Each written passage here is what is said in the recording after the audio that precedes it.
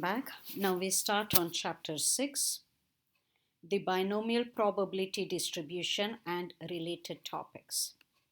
Section 6.1, Introduction to Random Variables and Probability Distributions.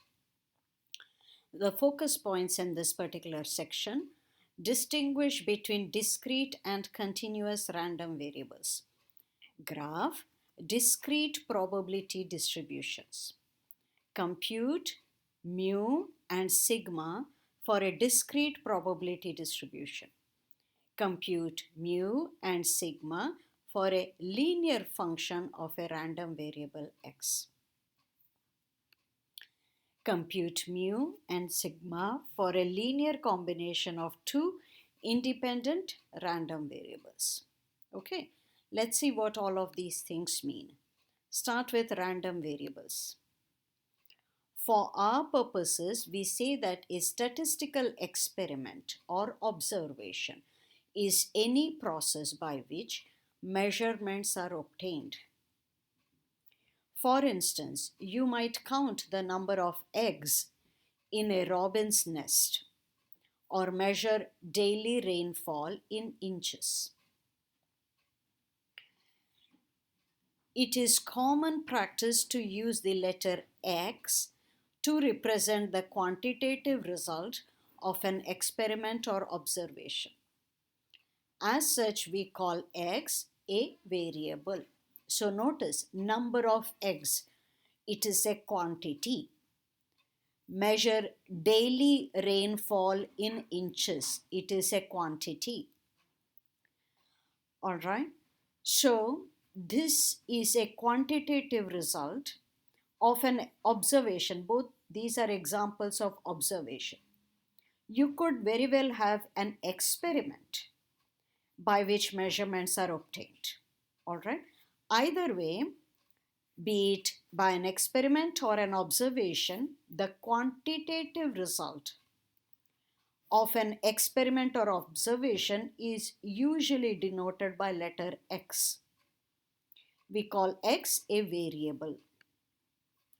A quantitative variable X is a random variable if the value that X takes on in a given experiment or observation is a chance or random outcome.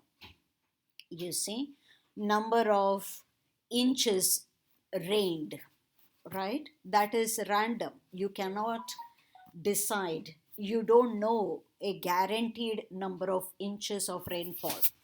All right, it is a chance. So that is a random variable. Random variable is a value that X takes on in a given experiment or observation, that is a chance or random outcome. Now, a discrete random variable can take only a finite number of values or a countable number of values. A continuous random variable can take on any of the countless number of values in a line interval. The distinction between discrete and continuous is important because of the different mathematical techniques associated with the two kinds of random variables. Discrete, you see, in English we say how many eggs or how many donuts or how many, cups. What we do not say is how much eggs, how much cups. You see, there is a distinction between many and much. Many represents countable, that is, you can count in whole numbers, whereas much represents continuous. All right, how much water? I don't know, 2.34 quarters, right? That's countless. So when in doubt whether a variable is continuous or discrete, if you have to use the word many, it is discrete. If you have to use the word much, then it is continuous. Okay, think about it. You will see soon in examples.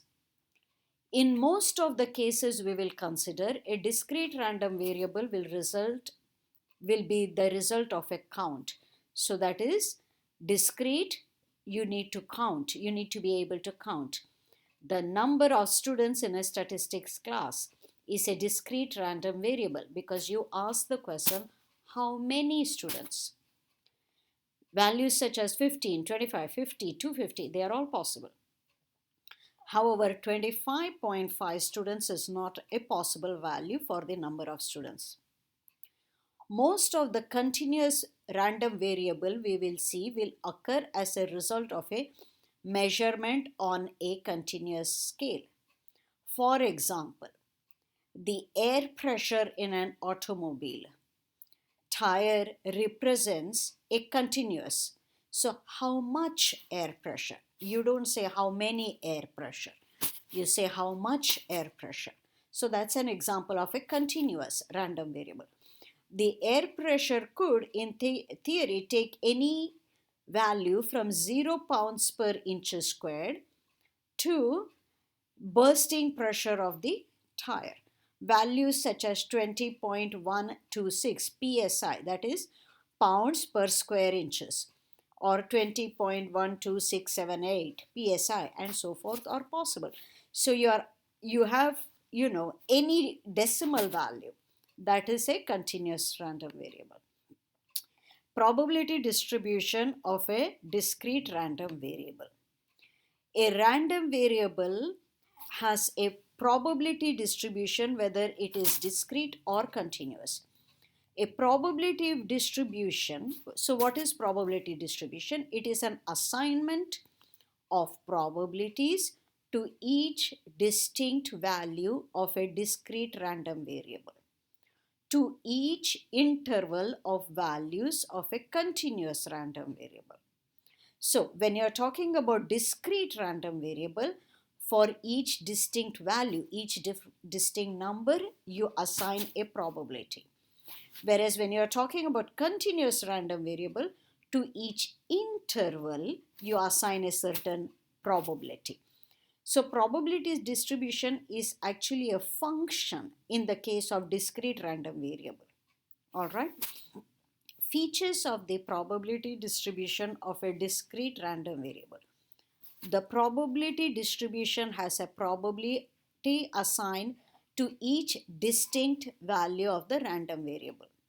The sum of all the assigned probabilities must be 1 because this is a probability distribution. So for every value of the random variable, you assign a probability. So that probability is a number between 0 and 1.